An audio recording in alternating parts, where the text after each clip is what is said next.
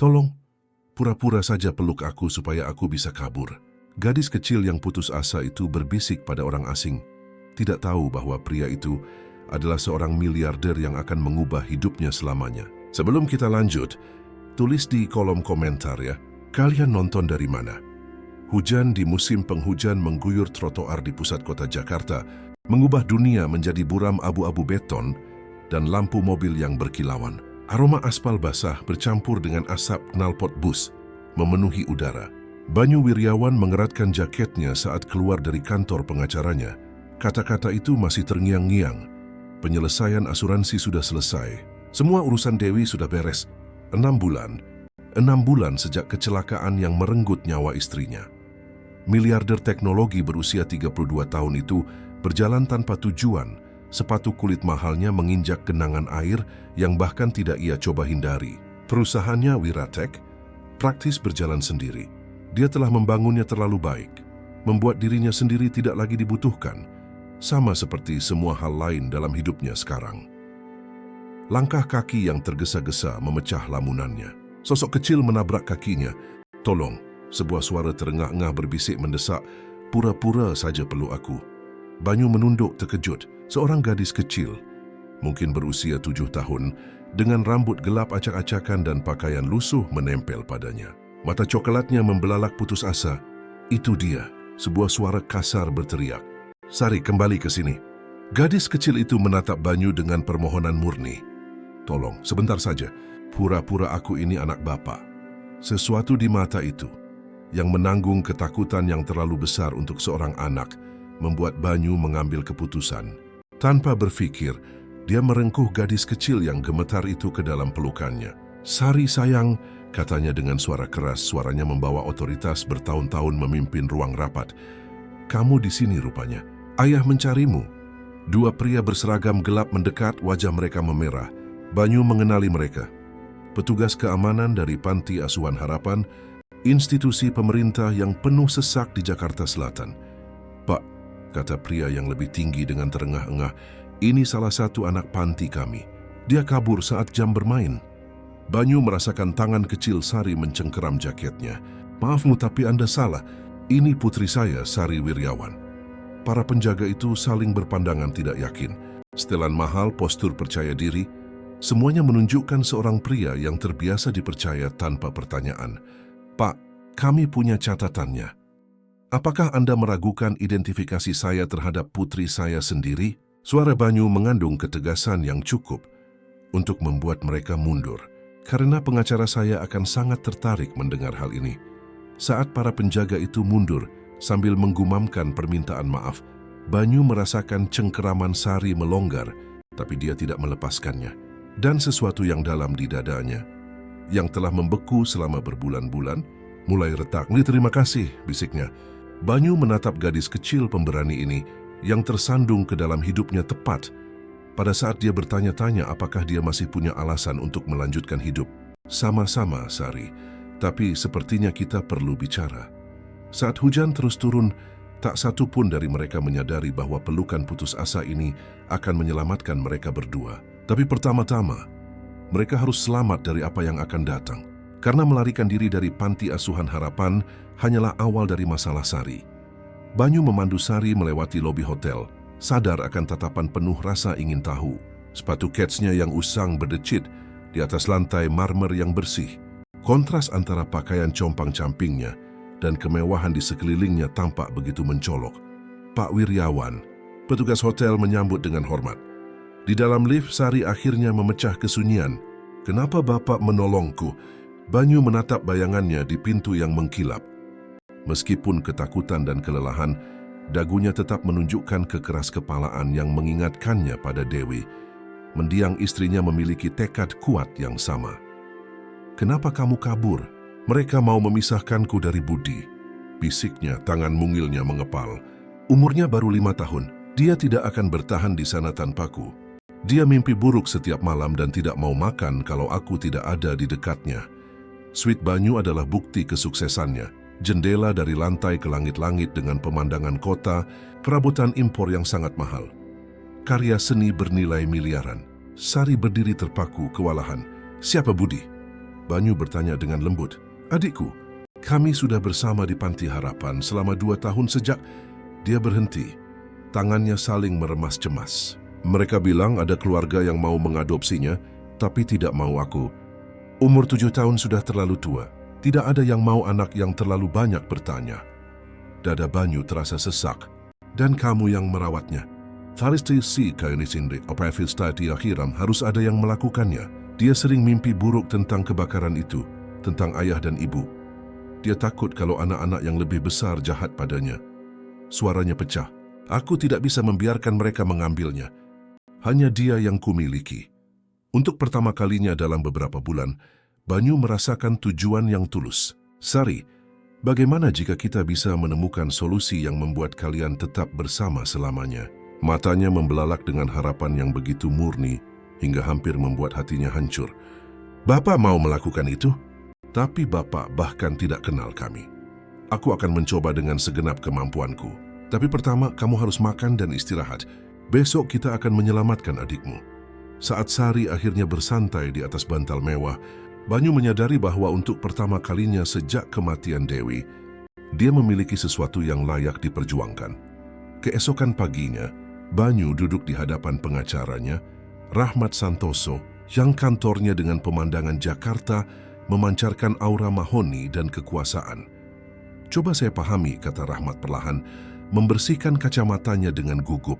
Anda mau mengadopsi 2 anak yang baru Anda temui kemarin, yang salah satunya secara teknis adalah buronan dari pengawasan negara?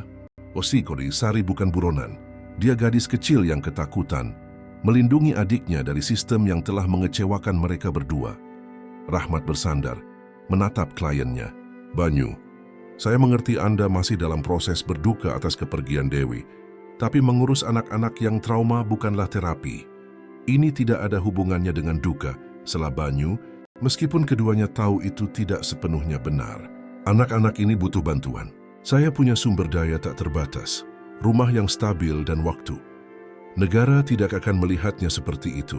Anda lajang, tidak punya pengalaman mengasuh anak. Dan sejujurnya kondisi mental Anda sejak kecelakaan itu, Rahmat melembutkan suaranya dengan keprihatinan tulus. Anda hampir tidak pernah keluar rumah selama 6 bulan.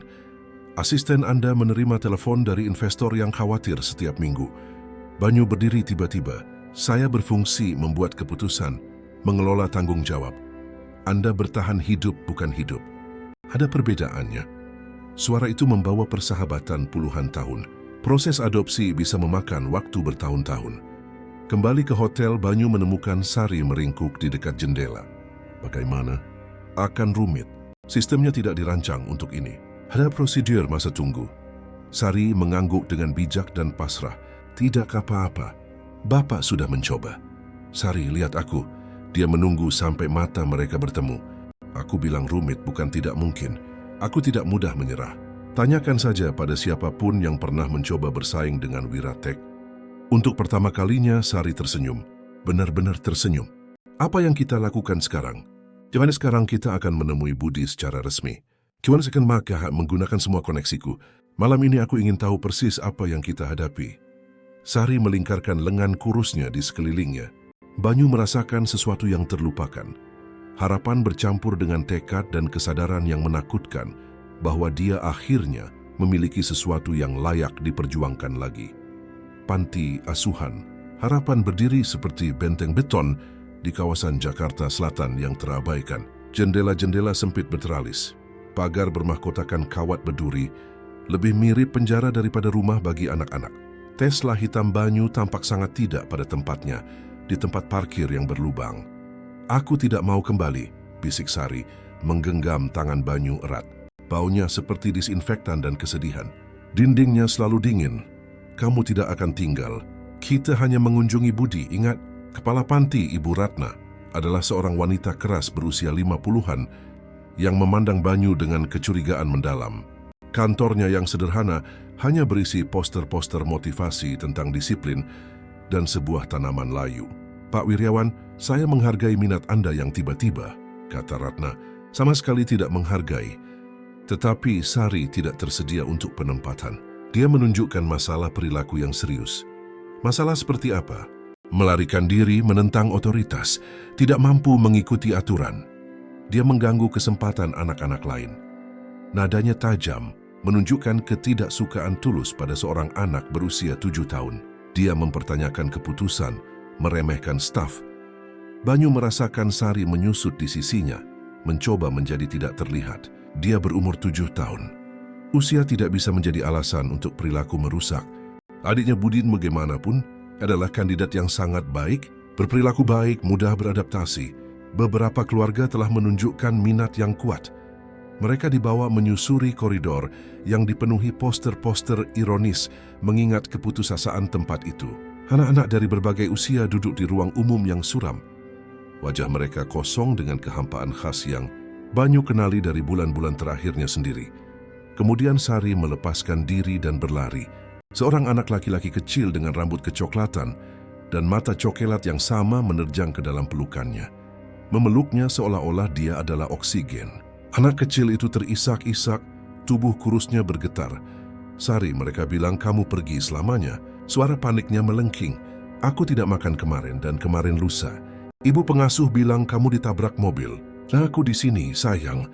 Sari menenangkan, menyisir rambutnya dengan jari jemarinya yang terlatih. Aku membawa seseorang yang istimewa. Ketergantungan mereka sangat bermasalah. Komentar Ratna dengan nada tidak setuju. Budi perlu belajar mandiri. Dia membutuhkan kakaknya, kata Banyu tegas, memperhatikan Budi yang mencengkeram Sari. Saya ingin mengadopsi mereka berdua bersama-sama. Sama sekali tidak mungkin. Sari tidak layak karena masalah perilakunya. Sari adalah seorang gadis 7 tahun yang terpaksa menjadi ibu bagi adiknya yang trauma karena institusi Anda gagal. Suara Banyu membawa otoritas yang sama yang membangun kerajaannya. Saya siap menyediakan rumah yang penuh kasih, pendidikan yang sangat baik, terapi komprehensif, dan sumber daya apapun yang diperlukan. Wajah Ratna mengeras. Pak Wiryawan, pertemuan ini selesai. Anda tidak mengerti kompleksitas perawatan institusional. Saat mereka pergi, Budi tidak melepaskan Sari. Jangan tinggalkan aku lagi, pintanya. Air mata mengalir. Aku tidak bisa tidur tanpamu. Mimpi buruk itu datang lagi. Aku akan kembali untukmu, janji Sari dengan garang. Air matanya sendiri jatuh. Aku bersumpah demi makam ayah dan ibu, Pak Banyu akan membantu kita. Menyaksikan perpisahan yang putus asa itu, Banyu membuat keputusan. Dia tidak hanya akan mengadopsi anak-anak ini, dia akan menghancurkan secara sistematis institusi yang telah menyiksa mereka. 3 hari kemudian, penyelidik swasta Maya Lestari menyebarkan foto-foto di atas meja seperti bukti kejahatan. Sari aman di klub anak-anak hotel sementara Banyu merencanakan apa yang dengan cepat berubah menjadi perang. Anda tidak akan suka apa yang saya temukan. Maya mengatur bukti-bukti yang memberatkan. Panti Asuhan Harapan telah diselidiki oleh Dinas Sosial selama 18 bulan. Kekurangan staf kronis, pengawasan yang tidak memadai, tuduhan pelecehan emosional dan penyimpangan keuangan. Banyu mempelajari foto-foto itu dengan ngeri. Asrama yang penuh sesak, anak-anak tidur di kasur di lantai, peralatan rusak yang disatukan dengan lakban, mata-mata kosong. Kenapa tidak ditutup? Politik, uang. Kepala panti, Ratna, punya koneksi yang dalam. Iparnya ada di komite pengawas. Dan mereka secara signifikan lebih murah daripada fasilitas lain. Maya menunjuk foto-foto yang sangat memberatkan, tapi disinilah yang menarik. 3 keluarga mengajukan permohonan untuk Budi dalam 6 bulan terakhir. Semuanya diberitahu bahwa Sari memiliki masalah perilaku yang parah. Masalah seperti melindungi adiknya. Tepat. Saya mewawancarai mantan staf. Mereka melukiskan gambaran yang sangat berbeda. Sari bertanggung jawab, peduli, membantu anak-anak yang lebih kecil, mengajari beberapa dari mereka membaca, menengahi konflik, mengatur pesta ulang tahun rahasia dengan makanan ringan selundupan. Ekspresi Maya menjadi gelap, tapi dia terlalu banyak bertanya tentang mengapa saudara kandung dipisahkan, mengapa beberapa anak mendapat perlakuan istimewa. Dia adalah ancaman bagi sistem mereka yang menguntungkan. Lebih buruk lagi, Budi memiliki 3 upaya adopsi serius yang gagal dalam setahun terakhir. Setiap kali keluarga mengatakan dia trauma berat, terikat secara patologis pada kakaknya. Dia terus-menerus menangis, menolak makan, mengalami serangan panik. Maya menarik dokumen. Keluarga terakhir mengajukan keluhan resmi yang mengatakan panti tidak pernah mengungkapkan tingkat kerusakan psikologis yang disebabkan oleh pemaksaan hidup tanpa figur lekat utamanya. Ada lagi, dan ini akan menghancurkan hati Anda. Suaranya melembut. Saya menemukan arsip asli. Kebakaran 2 tahun lalu, korsleting listrik. Sari terbangun karena asap, mengangkat Budi dari tempat tidurnya, membawanya ke tempat aman. Dia menyelamatkannya. Dia berusia 5 tahun dan menggendong adiknya yang berusia 3 tahun melewati rumah yang terbakar. Banyu harus berpegangan pada meja. Gadis kecil ini telah kehilangan segalanya sekali. Secara harfiah menggendong adiknya melewati api dan menghabiskan 2 tahun berjuang untuk menjaga mereka tetap bersama dalam sistem yang dirancang untuk memisahkan mereka demi keuntungan. Maya, saya butuh Anda untuk menggali lebih dalam. Keuangan Ratna, koneksinya, pola pendanaan, adopsi yang gagal. Jika mereka ingin bermain kotor, mereka akan mengetahui seperti apa kekuatan nyata itu saat termotivasi. Ketika Sari kembali sambil berceloteh tentang mendapatkan teman baru, dia menemukan Banyu sedang menelepon dengan pasukan sekutunya. Pengacara perusahaan, kontak modal Ventura, jurnalis investigatif, organisasi advokasi anak. Apakah semuanya baik-baik saja? Tanyanya, kebahagiaannya memudar. Banyu menutup telepon dan berlutut setinggi mata Sari. Sari, bagaimana perasaanmu jika kamu tidak perlu khawatir lagi akan dipisahkan dari Budi? Jika kamu memiliki rumah sungguhan di mana kalian berdua aman dan dicintai? Matanya berbinar dengan harapan dan ketakutan. Maksud Bapak? Apa Bapak akan menjadi ayah kami? Maksudku, aku akan memastikan kalian pulang bersamaku sebagai anak-anakku. Tapi aku butuh kamu untuk mempercayaiku sepenuhnya, karena pertarungan ini akan menjadi sengit sebelum menjadi lebih baik. Sari menegakkan bahu mungilnya dengan tekad yang mengingatkan Banyu pada setiap pertempuran sukses yang pernah ia perjuangkan. Aku percaya Bapak lebih dari siapapun di dunia, dan aku tidak takut pada yang sengit. Aku sudah hidup dalam kesengitan selama 2 tahun. Aku siap berjuang untuk sesuatu yang indah. Saat dia menidurkan Sari malam itu, membacakan cerita tentang keluarga yang tetap bersama, dia tidak tahu bahwa Ibu Ratna sudah merencanakan serangan balik yang kejam. Panggilan telepon yang akan mengancam untuk menghancurkan segalanya akan datang dalam waktu kurang dari 12 jam. Panggilan itu datang pada pukul 6:47 pagi, membangunkan Banyu dari tidur nyenyak pertamanya dalam beberapa bulan.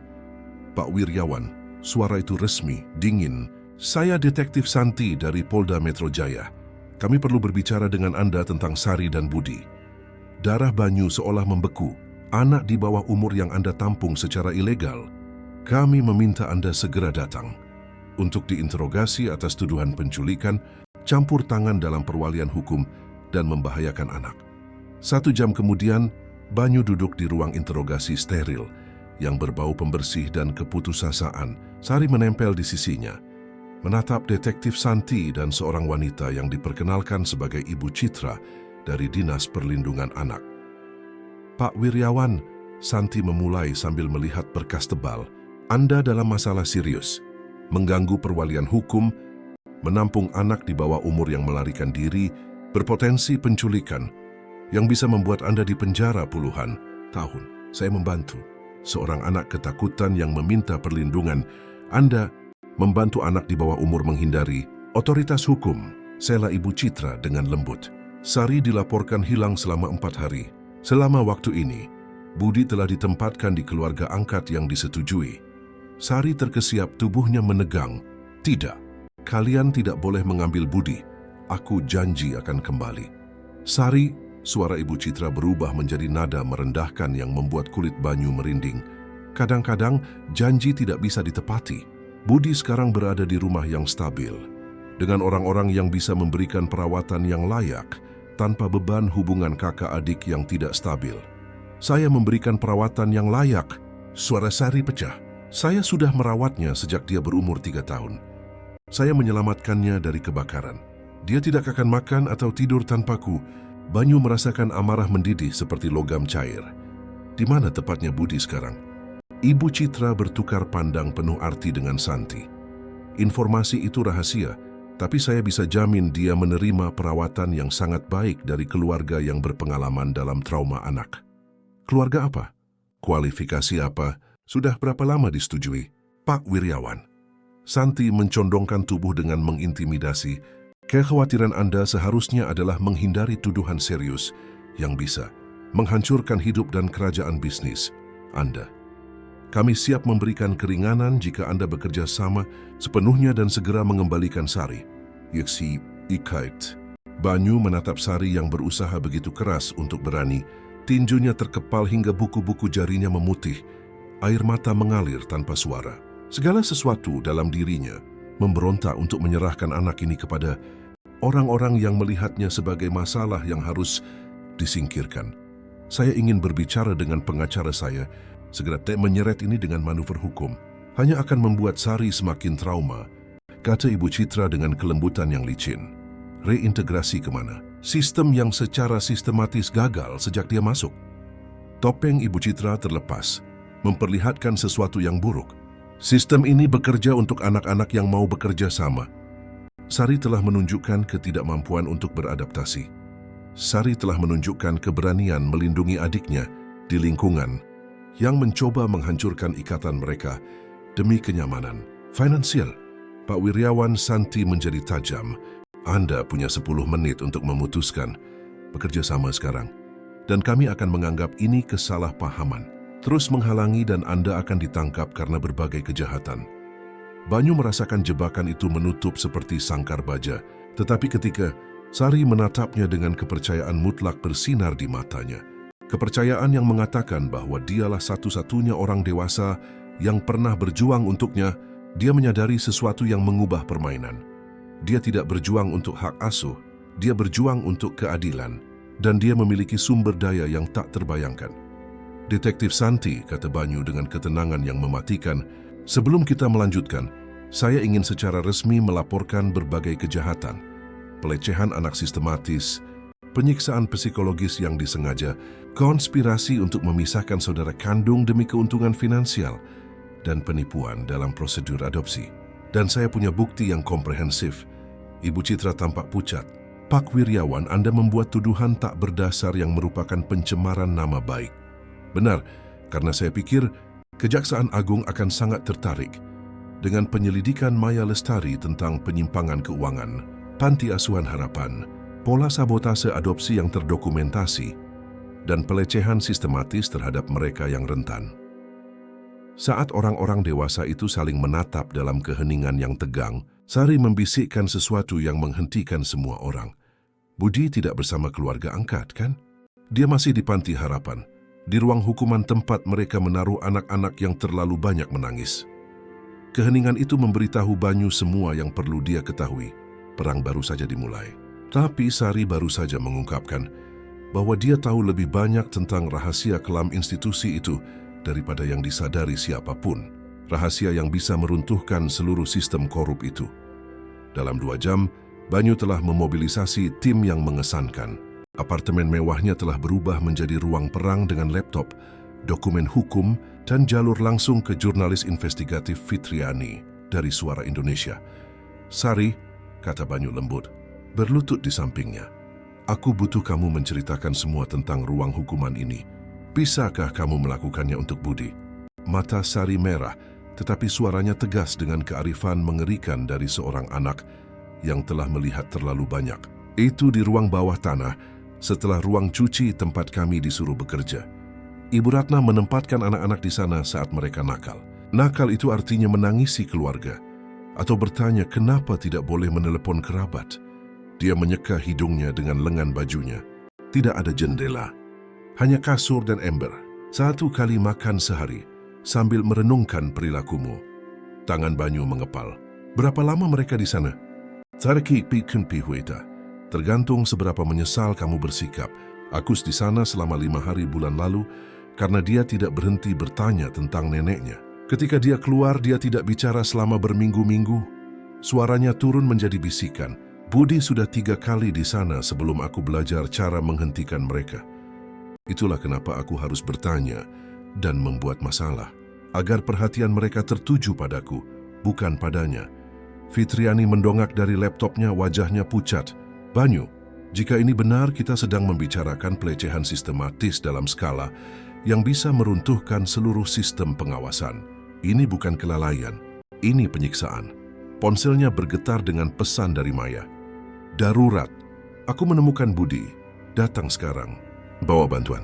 20 menit kemudian, iring-iringan SUV Banyu berhenti di Panti Asuhan Harapan, diikuti oleh mobil van berita Fitriani dan 3 kendaraan dari Dinas Perlindungan Anak yang berhasil diyakinkan Maya untuk ikut serta. Ibu Ratna menemui mereka di pintu masuk, wajahnya berkerut karena marah dan panik. "Anda tidak punya wewenang di sini, Wiryawan. Ini pelecehan." Banyu mendekat, suaranya sangat pelan. "Di mana Budi? Anak itu sedang menerima bimbingan disipliner yang sesuai. Di mana dia?" Raungan itu menggema di lorong-lorong, membuat beberapa anak mengintip dari pintu dengan ketakutan dan rasa ingin tahu. Maya muncul di sampingnya, ruang bawah tanah. Ruang ketiga setelah mesin cuci. "Banyu," dia menggelengkan kepala. "Bersiaplah. Ruang hukuman itu persis seperti yang digambarkan Sari. Dan lebih buruk, Budi duduk di sudut. Lengan kurusnya melingkari lututnya, bergoyang pelan. Dia tampak menua bertahun-tahun dalam 4 hari, wajahnya kurus karena dehidrasi dan teror. Saat melihat orang dewasa, dia semakin merapat ke sudut. "Tolong jangan sakiti aku lagi," bisiknya. "Aku akan jadi anak baik. Aku tidak akan menangisi Sari, aku janji." Banyu belum pernah mengalami kemarahan seperti ini. Itu bukan kemarahan, itu adalah pergeseran mendasar dalam pemahamannya tentang apa yang mampu ia lindungi dan hancurkan. Dia berlutut perlahan, suaranya sangat lembut meskipun amarahnya membara. "Budi, ingat aku. Aku Banyu, teman Sari. Dia mengirimku untuk membawamu pulang bersamanya." Mata Budi membelalak dengan harapan putus asa. "Sari, dia baik-baik saja. Mereka bilang dia sudah meninggal ditabrak mobil karena kabur. Sari aman menunggumu. Dia tidak pernah berhenti berjuang untuk kembali." Banyu mengulurkan tangannya dengan hati-hati. "Mau bertemu dengannya sekarang?" Budi menerjang ke pelukan Banyu, memeluknya dengan kekuatan putus asa seseorang yang tenggelam dan akhirnya menemukan daratan. Banyu membuat sumpah yang akan membentuk kembali seluruh hidupnya. Dia tidak hanya akan menghancurkan Panti Asuhan Harapan, dia akan memastikan tidak ada anak yang pernah menderita seperti ini lagi. Di belakang mereka, Fitriani mendokumentasikan semuanya dengan ketelitian seorang pemenang penghargaan jurnalistik. Pemerintahan teror Ibu Ratna akan segera menjadi berita utama nasional. Tapi pertama-tama Banyu punya 2 anak untuk dibawa pulang dengan selamat. Dan sebuah perang untuk diakhiri. Laporan Suara Indonesia terbit pukul 6 pagi dengan tajuk utama yang menghentikan lalu lintas. Rumah Horor, CEO miliarder ungkap pelecehan anak sistematis di institusi yang didanai pemerintah. Fitriani telah menyusun laporan yang menghancurkan yang langsung menjadi viral, dibagikan ribuan kali. Banyu duduk di ruang tamunya. Sari meringkuk di sisi kirinya, Budi di sisi kanannya. Keduanya akhirnya tertidur setelah reuni emosional. Ponselnya berdering tanpa henti. Wartawan, politisi, kelompok advokasi dari seluruh negeri. "Pak Wiryawan," kata Fitriani melalui Bluetooth, "Metro TV ingin wawancara langsung dalam 30 menit. Kantor gubernur menuntut penyelidikan segera, dan Ibu Ratna telah mengadakan konferensi pers yang mengklaim Anda tidak stabil secara mental, menggunakan anak-anak ini sebagai pion dalam gangguan mental yang dipicu oleh duka." Banyu dengan lembut melepaskan diri dari anak-anak, menutupi mereka dengan selimut. "Biarkan dia mencoba. Bukti dari Maya sangat kuat, dan kita punya rekam medis Budi dari pemeriksaan rumah sakit kemarin. Dehidrasi, kekurangan gizi, dan respons trauma yang akan dianggap kriminal pada tahanan dewasa." Penampilan paginya adalah pelajaran utama dalam kemarahan yang terkendali. Banyu duduk di hadapan jurnalis berpengalaman. Tenang dan profesional, tetapi kata-katanya membawa bobot otoritas moral absolut. Ketika Ratna muncul di jaringan saingan mengklaim Sari adalah anak yang terganggu dengan riwayat manipulasi dan kebohongan, balasannya cepat dan menghancurkan. Ibu Ratna adalah wanita yang menempatkan anak laki-laki berusia 5 tahun di sel isolasi karena menangisi saudara perempuannya, katanya langsung ke kamera. "Saya akan membiarkan publik memutuskan siapa yang memanipulasi siapa." Pada siang hari, para pengunjuk rasa berkumpul di luar panti asuhan, membawa spanduk, Selamatkan anak-anak kami dan tutup rumah horor ini. Media sosial meledak dengan tagar seru keadilan untuk Sari dan Budi. Para advokat dari seluruh negeri mulai menyerukan intervensi federal. Dr. Wulan, psikolog anak yang disewa Banyu, menyampaikan temuan awalnya melalui konferensi video. Trauma yang dialami anak-anak ini sangat dalam dan sistematis. Sari menunjukkan kewaspadaan berlebihan yang konsisten dengan stres berkepanjangan. Budi menunjukkan tanda-tanda jelas sindrom pelecehan institusional. Fakta bahwa Sari mampu mempertahankan naluri protektif dan ketahanan emosionalnya luar biasa. Sari bergerak di sofa, mengerjap dalam cahaya. Semua ini terjadi karena kami. Banyu duduk di sampingnya mengelus rambutnya. Ini terjadi karena gadis kecil pemberani sepertimu akhirnya memiliki seseorang yang cukup kuat untuk membuat dunia mendengarkan. Apa kita dalam masalah? Apa mereka akan mengambil Budi? Sonetsi akan pernah. Kepastian mutlak. Aku janji Sari, mereka tidak akan pernah memisahkan kalian lagi. Tidak selama aku masih bernapas. Sari mempelajari wajahnya dengan intensitas serius seorang anak yang telah belajar membaca emosi orang dewasa untuk bertahan hidup. Apa Bapak akan menjadi ayah kami yang sesungguhnya selamanya? Pertanyaan itu menghantam Banyu dengan kekuatan tak terduga. Dalam semua perencanaan strategisnya, dia fokus untuk menyelamatkan mereka dari bahaya langsung. Tapi Sari bertanya tentang keabadian, tentang rasa memiliki, tentang keluarga selamanya yang mereka berdua hilangkan dalam kebakaran 2 tahun lalu. Ya, katanya, menyadari bahwa dia tidak pernah bermaksud mengatakan sesuatu dengan lebih tulus selamanya. Bahkan ketika kalian sudah dewasa dan punya keluarga sendiri, kalian akan selalu menjadi anak-anakku. Sari tersenyum dengan kegembiraan murni dan melingkarkan lengannya di lehernya. Tapi dari balik bahunya, Banyu melihat Budi memperhatikan dengan mata yang menanggung kelelahan yang terlalu berat untuk anak laki-laki berusia 5 tahun. Anak kecil itu telah belajar untuk tidak mempercayai janji selamanya. Banyu punya pekerjaan yang harus dilakukan. Tapi untuk pertama kalinya dalam beberapa bulan, pekerjaan itu terasa seperti hal terpenting yang pernah ia coba. Di luar, perang media terus berkecamuk. Tapi di dalam apartemen itu, dia sedang belajar menjadi seseorang yang belum pernah ia alami sebelumnya, seorang ayah. Telepon berdering dengan berita yang akan mengubah segalanya. Pak Wiryawan, ini agen Rina dari Bareskrim Polri. Kami perlu membahas apa yang kami temukan tentang catatan keuangan Panti Asuhan Harapan. Bisakah Anda segera datang? Ini lebih besar dari yang Anda bayangkan. Kantor Bareskrim Polri di Jakarta terasa seperti benteng keadilan. Banyu duduk dikelilingi oleh agen Rina, Direktur Heru, dan kotak-kotak bukti yang cukup untuk mengisi gudang. Sari dan Budi aman bersama Dr. Wulan memulai sesi terapi mereka. Pak Wiryawan, agen Rina memulai menyebarkan dokumen keuangan. Penyelidik Anda menemukan puncak gunung es. Apa yang kami temukan dalam 48 jam terakhir adalah operasi sistematis yang melibatkan beberapa panti asuhan di 3 provinsi. Banyu mencondongkan tubuh, naluri bisnisnya mengenali skalanya. Pencucian uang? Lemetisi sama-sama dan lebih buruk. Panti Asuhan Harapan sengaja menyabotase adopsi untuk mempertahankan populasi penghuni jangka panjang yang stabil. Negara membayar lebih untuk anak-anak yang berada dalam sistem selama lebih dari 2 tahun. Hampir 2 kali lipat tarif standar untuk anak-anak yang sulit ditempatkan. Pak Heru menarik sebuah bagan yang menunjukkan struktur pembayaran. Mereka telah menciptakan anak-anak yang sulit ditempatkan dengan merusak mereka secara psikologis. Wahyu itu menghantam Banyu seperti pukulan fisik. Mereka menyiksa anak-anak demi keuntungan. Semakin gelap, kami telah mengidentifikasi setidaknya 12 fasilitas lain di Jakarta, Surabaya, dan Bandung yang menjalankan skema serupa. Ratna tidak bertindak sendiri. Ini adalah perusahaan kriminal terorganisir yang menyamar sebagai kesejahteraan anak. Suara Rina membawa kemarahan terkendali dari 20 tahun memerangi ketidakadilan.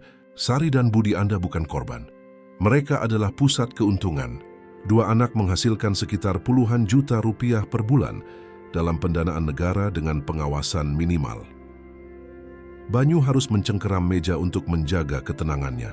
Ruang hukuman dirancang untuk secara sistematis menghancurkan semangat mereka. Anak-anak yang melawan bertanya, mencoba melindungi saudara kandung, menjadi sasaran penghancuran psikologis, sampai mereka menjadi patuh atau keluar dari sistem setelah dewasa. Pak Heru menunjukkan foto-foto fasilitas serupa. Kami menemukan ruang hukuman di 8 dari 12 lokasi yang kami selidiki. Berapa banyak anak yang kita bicarakan? Ekspresi Rina menjadi muram. Perkiraan konservatif. Lebih dari 300 anak sedang dilecehkan secara aktif saat ini. Beberapa telah berada di jaringan ini seumur hidup mereka, dipindahkan antar institusi ketika seseorang menjadi curiga. Banyu memikirkan perlindungan sengit sari, teror budi, anak-anak bermata kosong, dikalikan 300. Apa yang Anda butuhkan dari saya? Perhatian media Anda sangat berharga. Tekanan publik memaksa politisi untuk bertindak.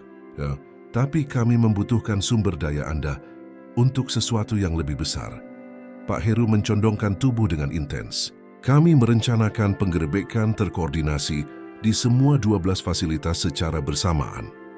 Kami membutuhkan perumahan sementara, dukungan psikologis, perawatan medis, dan perwakilan hukum untuk ratusan anak yang berpotensi trauma. Anda mendapatkannya. Apapun yang Anda butuhkan, anggaran tidak terbatas. Ada lagi, beberapa fasilitas ini memiliki koneksi dengan agen adopsi internasional yang kami curigai terlibat dalam perdagangan manusia. Penyelidikan ini bisa mencakup beberapa negara dan memakan waktu bertahun-tahun. Rina mempelajari wajah Banyu. Apakah Anda siap untuk tingkat komitmen ini? Begitu kita mulai, tidak ada jalan untuk kembali. Banyu berpikir tentang Sari yang mengajari anak-anak membaca secara diam-diam, tentang pelukan putus asa Budi setelah 4 hari di sel isolasi, tentang ratusan anak lain yang masih terjebak dalam neraka serupa. Agen Rina, 6 bulan lalu saya siap menyerah pada hidup sepenuhnya. Anak-anak ini memberi saya alasan untuk berjuang lagi. Anda semua tidak perlu bertanya apakah saya berkomitmen. Anda perlu khawatir untuk bisa mengimbangi saya. Ponselnya bergetar dengan pesan dari Dr. Wulan. Sesi darurat diperlukan. Budi mengalami terobosan. Dia siap memberitahu kami tentang anak-anak lain. Anak-anak yang tidak berhasil keluar. Ruangan menjadi sunyi saat Banyu membagikan pesan itu. Rina dan Heru bertukar pandang muram. Pak Wiryawan, kata Heru pelan, saya pikir Anda perlu bersiap. Jika Budi memiliki informasi tentang anak-anak yang tidak berhasil keluar, penyelidikan ini baru saja menjadi kasus potensi pembunuhan. Saat Banyu bergegas kembali untuk menghibur 2 anak yang akan menjadi saksi kunci dalam kasus federal, dia menyadari bahwa menyelamatkan Sari dan Budi hanyalah permulaan. Mereka akan mengungkap jaringan kejahatan yang jauh lebih luas dari yang pernah dibayangkan. Tetapi, untuk pertama kalinya sejak kematian Dewi, Banyu Wiryawan merasa benar-benar hidup, didorong oleh amarah yang benar dan cinta tanpa syarat untuk 2 anak yang pantas mendapatkan keadilan. Perang meluas tetapi begitu pula pasukannya. Dan Banyu tidak pernah kalah dalam perang yang begitu penting. Kantor Dr. Wulan terasa berat ketika Banyu tiba, seolah-olah beban rahasia mengerikan telah meresap ke dalam perabotannya. Sari sedang duduk mewarnai dengan goresan agresif, sementara Budi meringkuk di pangkuan dokter. Suaranya yang nyaris tak terdengar berbicara ke perekam digital. Budi sangat berani hari ini, kata Dr. Wulan pelan. Sikap hangatnya tertahan. Tapi apa yang dia bagikan, Banyu? Saya telah merawat anak-anak trauma selama 15 tahun dan saya belum pernah mendengar yang seperti ini. Budi mendongak dengan mata yang mengandung pengetahuan yang seharusnya tidak dimiliki oleh anak laki-laki berusia 5 tahun. Pak Banyu, aku sudah cerita ke Dr. Wulan tentang anak-anak yang dibawa pergi di malam hari, yang tidak pernah kembali. Darah Banyu membeku. Dibawa ke mana, jagoan? Ibu Ratna bilang mereka pergi ke keluarga istimewa, tapi suaranya turun menjadi bisikan. Aku melihat mereka memasukkan Intan ke dalam mobil van tanpa jendela. Dia berteriak memanggil ibunya, tapi ibunya sudah meninggal sama seperti ayah dan ibu kami. Dr. Wulan menyerahkan Banyu sebuah buku catatan yang penuh dengan catatan. Menurut Budi, anak-anak yang menyebabkan terlalu banyak masalah atau tidak punya kerabat yang masih hidup akan menghilang saat giliran jaga malam. Staf akan memberitahu anak-anak lain bahwa mereka telah diadopsi. Tetapi Budi memperhatikan bahwa anak-anak ini tidak pernah mendapat persiapan normal. Baju baru, Pesta perpisahan, pertemuan dengan keluarga. Berapa banyak anak? Suara Banyu tegas, tetapi di dalam hatinya hancur. Budi ingat setidaknya 8 anak dalam setahun terakhir. Semua tanpa kontak keluarga, tanpa pembela. Tidak ada yang akan bertanya. Ketenangan profesional Dr. Wulan retak. Banyu, secara hukum saya wajib melaporkan dugaan perdagangan manusia. Dan berdasarkan kesaksian Budi, Sari mendongak dari kegiatan mewarnainya yang penuh amarah. Mereka membawa anak-anak ke tempat yang buruk. Tempat orang-orang menyakiti anak-anak demi uang dan mengambil foto. Aku dengar Ibu Ratna berbicara di telepon tentang barang dagangan dan pelanggan khusus yang membayar lebih untuk stok baru. Ruangan menjadi sunyi kecuali detak jantung Banyu yang berdebar di tulang rusuknya. Putrinya yang berusia 7 tahun, karena itulah Sari sekarang, baru saja menggambarkan operasi perdagangan anak yang beroperasi di bawah kedok kesejahteraan anak yang disetujui negara. Sari, katanya hati-hati, apakah kamu melihat salah satu dari panggilan telepon itu? Mendengar nama atau tempat, Sari mengangguk dengan serius. Ibu Ratna punya telepon merah di laci mejanya. Dia hanya menggunakannya di malam hari, ketika sebagian besar staf sudah pulang. Dia berbicara tentang kualitas produk, jadwal pengiriman, dan klien premium di provinsi lain. Ponsel Banyu sudah ada di tangannya, menekan nomor agen Rina sebelum dia secara sadar memutuskan untuk bergerak. Agen Rina Banyu Wiryawan, saya butuh baris krim di kantor Dr. Wulan segera. Kami punya kesaksian tentang perdagangan anak. Saya pikir Panti Asuhan Harapan adalah kedok untuk menjual anak-anak. Ketika Rina tiba 30 menit kemudian dengan tim khusus pewawancara anak, lingkup investigasi meledak secara eksponensial. Kesaksian Budi yang diberikan dengan Sari memegang tangannya untuk dukungan, melukiskan gambaran perdagangan sistematis yang disamarkan sebagai layanan adopsi. Orang-orang malam datang untuk menjemput anak-anak yang berbeda. Budi menjelaskan kepada spesialis yang lembut itu. Mereka tidak menggunakan pintu depan.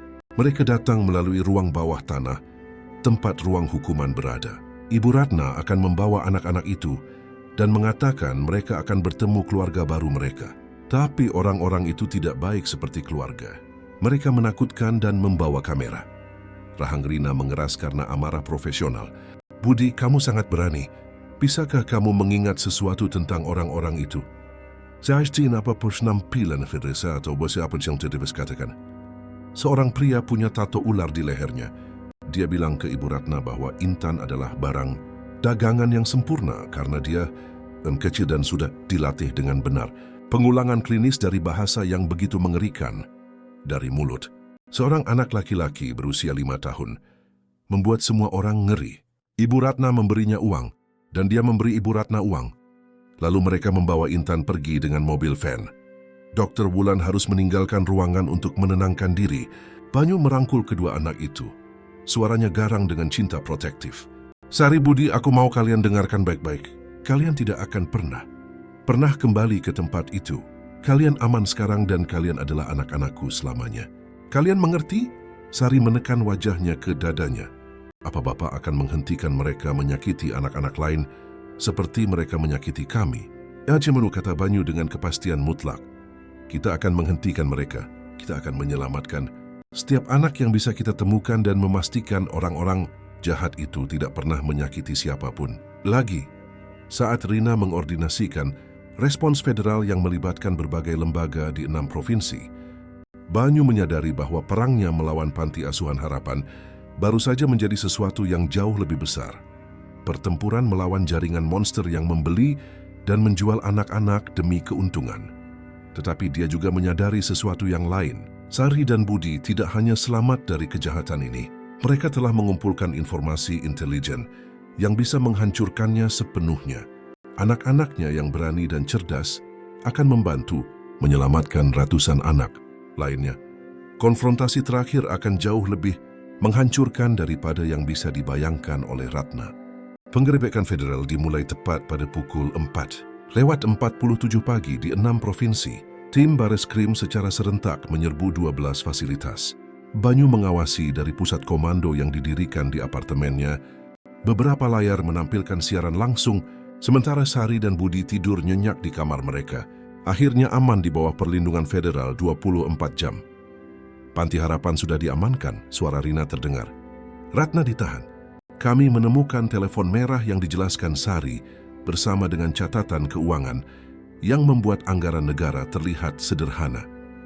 Di layar, Banyu menyaksikan Ratna digiring dengan tangan di borgol, wajahnya berkerut karena marah dan tidak percaya. Anak-anak dievakuasi. Masing-masing menerima perhatian medis segera dan evaluasi psikologis. Beberapa begitu trauma sehingga nyaris tidak bisa berbicara. Yang lain menunjukkan perlindungan sengit terhadap korban yang lebih muda. Pak Wiryawan, panggil Pak Heru, kita perlu membahas krisis yang mendesak. Kita punya 237 anak yang membutuhkan penempatan darurat, perawatan medis dan konseling. Banyu tidak ragu-ragu. Saya akan segera mendirikan Yayasan Dewi Wiryawan untuk perlindungan anak.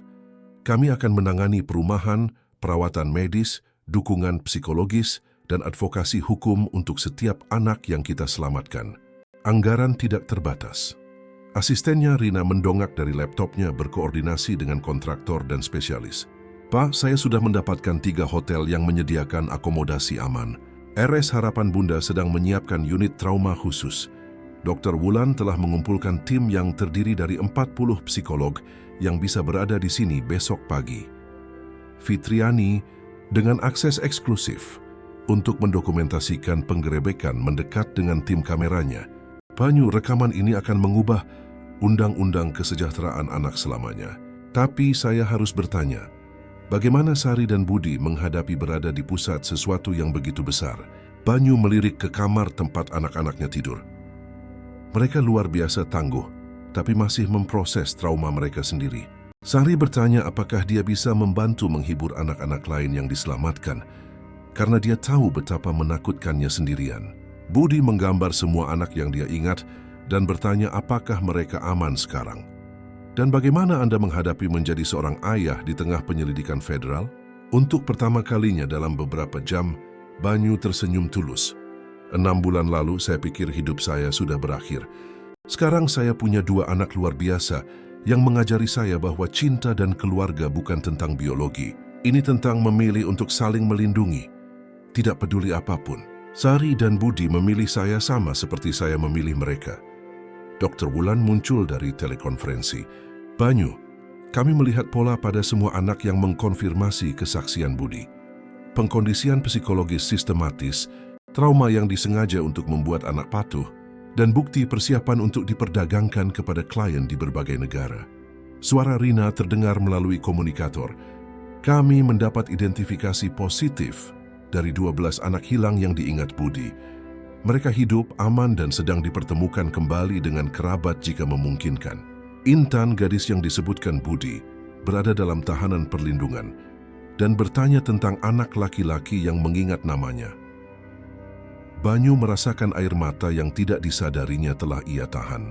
Bisakah kita mengatur agar Budi berbicara dengannya? Saya pikir mereka berdua perlu tahu bahwa mereka selamat. Kami sudah mengordinasikannya. Tapi Banyu, ada hal lain. Kami menemukan daftar klien Ratna. Jaringan ini memasok anak-anak ke pembeli di 17 negara. Kita berbicara tentang potensi operasi penyelamatan dari Asia hingga Eropa, Amerika Selatan. Skalanya sangat besar, tetapi Banyu merasakan sesuatu yang belum pernah ia rasakan sejak kematian Dewi. Kejelasan tujuan yang mutlak. Agen Rina, Anda memiliki sumber daya tak terbatas dari Wiratech dan Yayasan Dewi Wiryawan. Apapun yang diperlukan, berapapun lama waktunya, kita akan menemukan setiap anak dan membawa mereka pulang. Sari muncul di ambang pintu sambil mengucek matanya yang mengantuk. Pak Banyu, aku dengar suara-suara. Apa anak-anak lain baik-baik saja? Banyu menggendongnya. Ya sayang, karena kamu dan Budi sangat berani. Kami menemukan banyak anak lain yang butuh bantuan sama seperti kalian. Bisakah kita membantu mereka belajar merasa aman lagi, seperti Dr. Wulan membantu kita? Itulah yang akan kita lakukan, janji Banyu, sambil memeluk putrinya saat mengordinasikan operasi penyelamatan global. Kita akan membantu setiap dari mereka menemukan jalan pulang. Saat fajar menyingsing di atas Jakarta, melukis langit dengan warna harapan, Banyu menyadari bahwa konfrontasi terakhir dengan Ratna akan datang. Tetapi malam ini dia hanyalah seorang ayah yang memeluk putrinya saat mereka bekerja sama untuk menyelamatkan orang lain. Dan itu terasa seperti pekerjaan terpenting yang pernah ia miliki. Banyu berdiri di ruang Hakim Anissa, memperhatikan Sari merapikan kerah gaun barunya, sementara Budi berlatih menulis nama barunya. Budi Wiryawan. Sidang adopsi akan dimulai dalam 10 menit, meresmikan apa yang telah menjadi kebenaran di hati mereka sejak hari hujan itu. Ketika seorang gadis kecil yang putus asa meminta orang asing untuk berpura-pura memeluknya. Pak Wiryawan, kata hakim dengan hangat, meninjau berkas yang tebal. Dalam 30 tahun di pengadilan, saya belum pernah melihat kasus adopsi seperti ini. Sari dan Budi, apakah kalian mengerti apa yang terjadi hari ini? Sari menegakkan tubuh dengan ketenangan yang dikembangkan selama berbulan-bulan terapi. Iya, Yang Mulia. Hari ini Anda akan meresmikan bahwa Pak Banyu adalah ayah kami selamanya, dan kami akan menjadi keluarga Wiryawan yang sesungguhnya. Budi mendongak dari tulisannya yang hati-hati. Dan tidak ada yang bisa memisahkan kita lagi, kan? Bahkan jika aku mimpi buruk atau Sari terlalu banyak bertanya. Mata hakim melembut. Benar sekali, Budi. Hari ini kalian menjadi keluarga selamanya dan tidak ada yang bisa mengubahnya. Ruang sidang penuh. Agen Rina dan tim baris krim yang telah menjadi teman keluarga, Dr. Wulan yang telah membimbing mereka melalui bulan-bulan penyembuhan, Fitriani yang liputannya yang memenangkan penghargaan telah memicu reformasi nasional, dan puluhan anak serta keluarga yang diselamatkan berkat keberanian Sari dan Budi. Tapi mata Banyu tertuju pada barisan belakang di mana Ibu Ratna duduk terborgol di antara dua petugas. Dia menghadapi hukuman penjara seumur hidup atas perannya dalam jaringan perdagangan manusia. Tetapi Banyu telah meminta kehadirannya karena alasan di luar prosedur hukum. Marta Ratna, Hakim Obratilse langsung kepada terdakwa. Anda meminta untuk membuat pernyataan sebelum adopsi ini diselesaikan. Pengadilan akan mendengarkan Anda. Tetapi saya peringatkan bahwa setiap upaya untuk mengganggu akan mengakibatkan pengusiran segera. Ratna berdiri perlahan, wajahnya kuyu setelah berbulan-bulan ditahan. Ketika dia berbicara, suaranya tidak lagi memiliki otoritas lamanya. Saya ingin anak-anak ini tahu sesuatu. Dia menatap lurus ke arah Sari dan Budi, matanya berkaca-kaca. Saya meyakinkan diri saya bahwa saya sedang mempersiapkan kalian untuk dunia nyata. Bahwa membuat kalian kuat berarti menghancurkan kalian terlebih dahulu. Tetapi setelah menyaksikan penyelidikan ini, melihat apa yang telah kalian capai, melihat ratusan anak yang kalian selamatkan, suaranya pecah total. Kalian tidak pernah hancur. Kalian adalah anak-anak terkuat yang pernah saya kenal. Dan saya terlalu rusak oleh masa kecil saya sendiri untuk mengenali kekuatan ketika saya melihatnya. Sari berdiri dari kursinya, berjalan melintasi ruang sidang, dan berhenti tepat di depan Ratna. Seluruh ruangan menahan napas saat gadis berusia 7 tahun ini menghadapi wanita yang telah menyiksanya selama 2 tahun. Ibu Ratna, kata Sari pelan, saya memaafkan Anda. Bukan karena Anda pantas mendapatkannya, tetapi karena membawa kebencian membuatmu menjadi lebih kecil, dan saya akan terlalu sibuk berbahagia untuk menjadi kecil lagi. Keheningan yang mengikuti begitu dalam dan menyembuhkan. Ratna jatuh kembali ke kursinya, terisak dengan apa yang terdengar seperti penyesalan tulus untuk pertama kalinya dalam kehidupan dewasanya. Hakim Anissa menyeka matanya sendiri sebelum melanjutkan. Sari dan Budi, dengan kuasa yang diberikan kepada saya oleh Negara Republik Indonesia, saya menyatakan kalian secara sah diadopsi oleh Banyu Wiryawan. Nama kalian sekarang adalah Sari Wiryawan dan Budi Wiryawan, dan kalian selamanya adalah anggota keluarga Wiryawan. Ruang sidang meledak dengan tepuk tangan dan air mata. Banyu berlutut saat kedua anaknya menerjang ke dalam pelukannya, memeluk mereka seolah-olah dia bisa menyerap semua rasa sakit mereka dan menggantinya dengan cinta murni. Kita benar-benar keluarga sekarang, bisik Budi takjub. Kita selalu menjadi keluarga, jawab Banyu, suaranya tercekat karena emosi. Surat-surat ini hanya membuatnya resmi. Malam itu, saat mereka merayakannya di rumah baru mereka yang luas dengan halaman belakang, untuk bermain dan kamar untuk semua anak yang diselamatkan yang rutin berkunjung, Sari menemukan Banyu berdiri di ruang kerjanya, menatap sebuah foto di mejanya. "Itu Ibu Dewi?" tanya Sari pelan.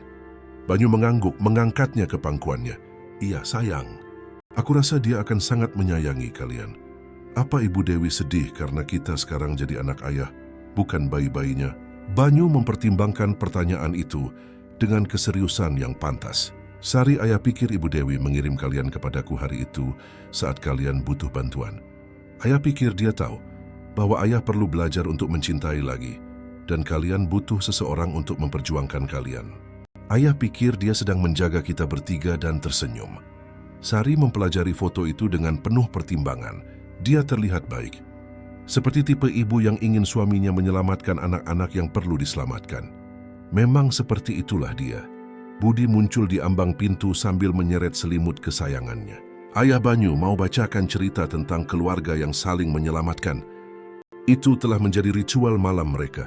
Sebuah cerita yang ditulis Banyu tentang seorang pengusaha yang berpikir dia tidak punya apa-apa lagi untuk hidup.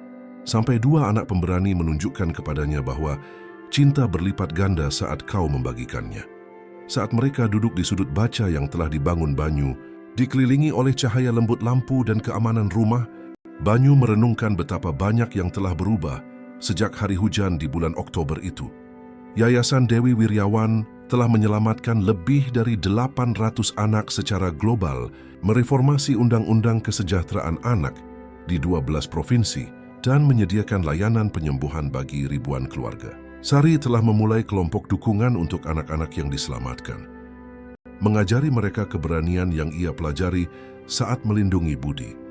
Budi telah mulai berbicara di konferensi.